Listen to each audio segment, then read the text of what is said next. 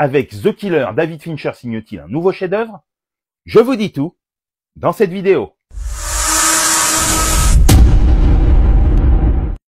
Salut à tous, dans cette nouvelle vidéo, je vous parle de The Killer, le nouveau film de David Fincher avec Michael Fassbender, disponible sur Netflix depuis ce vendredi 10 novembre.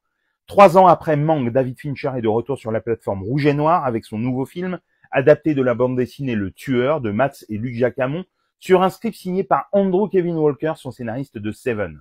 Le réalisateur de Zodiac signe un polar stylisé sur un tueur à gages qui, en manquant l'une de ses cibles, se retrouve la proie de ses employeurs. Un film qui semble fortement convoquer le samouraï de Jean-Pierre Melville avec la préparation millimétrée et l'ascétisme de son héros, mais qui propose également visuellement une sophistication remarquable qui flatte la rétine. Très vite, The Killer devient un revenge movie assez basique dans son déroulé, mais avec Fincher, basique et souvent à l'heure pour tromper le spectateur et l'embarquer dans un récit ultra léché qui fait confiance à l'intelligence du public en ne flattant pas uniquement ses bas instincts, mais en lui complexifiant le récit et l'odyssée de son personnage principal. Une baston d'anthologie comme plat de résistance pour ceux qui viennent chercher leur quota d'adrénaline, mais en dehors de cela, c'est la manière froide et calculée dont The Killer exécute sa vengeance qui impressionne.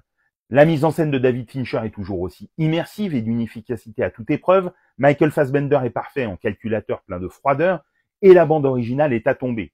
Alors oui, peut-être qu'avec The Killer, David Fincher ne signe pas une nouvelle pièce maîtresse de son œuvre, peut-être son film est-il plus anecdotique, mais il reste un réalisateur inspiré dont les plans sont souvent la classe incarnée et on le suivrait jusqu'au bout du monde, quand bien même l'histoire qu'il raconte semble déjà vue et son fil conducteur plus léger qu'à l'habitude.